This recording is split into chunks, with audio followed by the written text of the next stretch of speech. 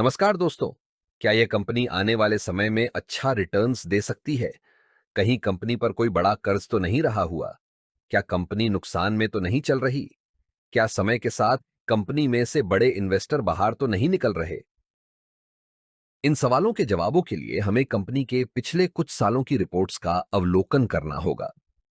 दोस्तों, आपसे एक अनुरोध रहेगा कि अगले 4 से 5 मिनट इस वीडियो को बैकग्राउंड म्यूजिक के साथ ध्यान से देखें, जिससे आप खुद समझ सकेंगे कि कंपनी में कितनी मात्रा में और कितने समय के लिए होल्ड करना एक बेहतर विकल्प हो सकता है।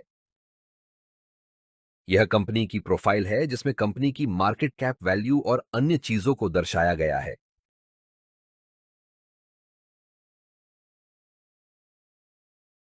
कंपनी के स्टॉक की वैल्यू में होने वाले बदलाव को ग्राफ के माध्यम से देख सकते हैं और इससे अंदाजा लगाया जा सकता है कि कंपनी के स्टॉक वैल्यू में कितना फेरफार हुआ है।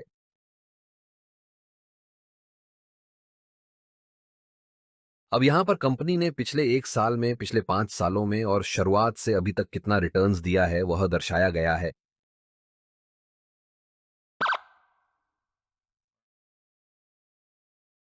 दोस्तों, अब हम कंपनी की फाइनेंशियल रिपोर्ट को देख लेते हैं कि कंपनी कितना रेवेन्यू और प्रॉफिट बना पा रही है। क्योंकि कंपनी को आगे बढ़ने के लिए अच्छा प्रॉफिट बनाना भी जरूरी होता है, तो नीचे की रिपोर्ट पर ध्यान दे।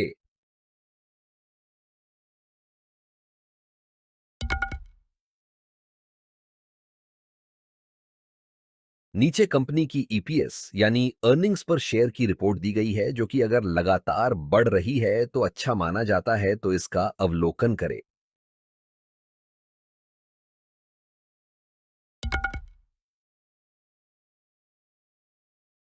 नीचे कंपनी की डीपीएस यानी डिविडेंड पे आउट रेशियो को दर्शाया गया है।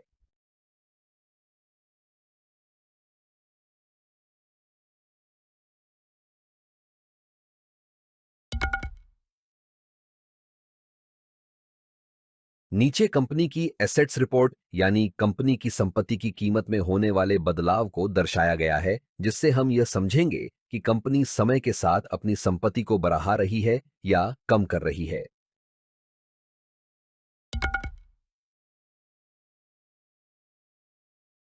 नीचे कंपनी की कैपिटल एक्सपेंडिचर्स की रिपोर्ट को दर्शाया गया है, जो अगर समय के साथ बढ़ता है तो यह कंपनी की ग्रोथ के लिए अच्छा माना जाता है।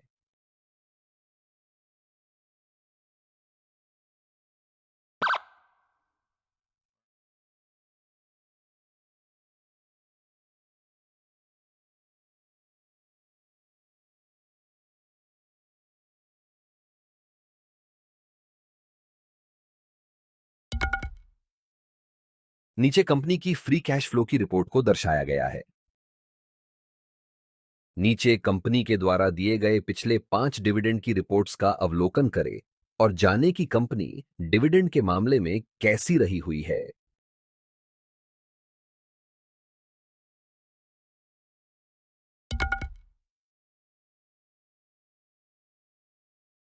अब हम कंपनी पर रहे हुए उधार या कर्ज को देखेंगे, जो कि नीचे दर्शाया गया है। अगर यह समय के साथ कम हो रहा है तो अच्छा माना जा सकता है, पर अगर लगातार बढ़ रहा है तो वह अच्छा संकेत नहीं माना जाता।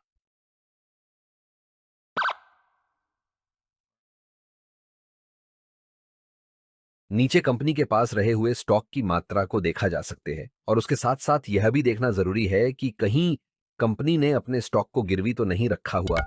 अगर रखा भी है तो कितनी मात्रा में रखा गया है। कंपनी में म्यूचुअल फंड्स के द्वारा की गई होल्डिंग को नीचे दर्शाया गया है।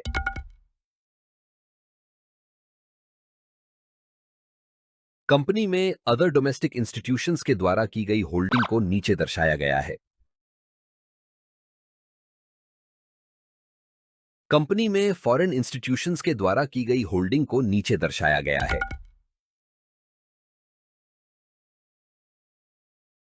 कंपनी में रिटेल और अन्य के द्वारा की गई होल्डिंग को नीचे दर्शाया गया है।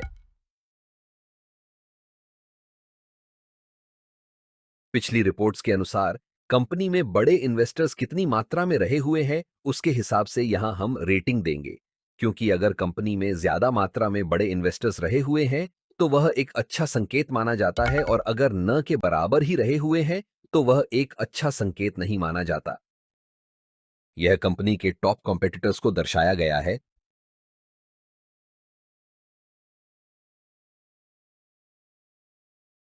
कंपनी में कुछ पॉपुलर प्लेटफॉर्म के द्वारा बताए गए रिस्क को नीचे दर्शाया गया है।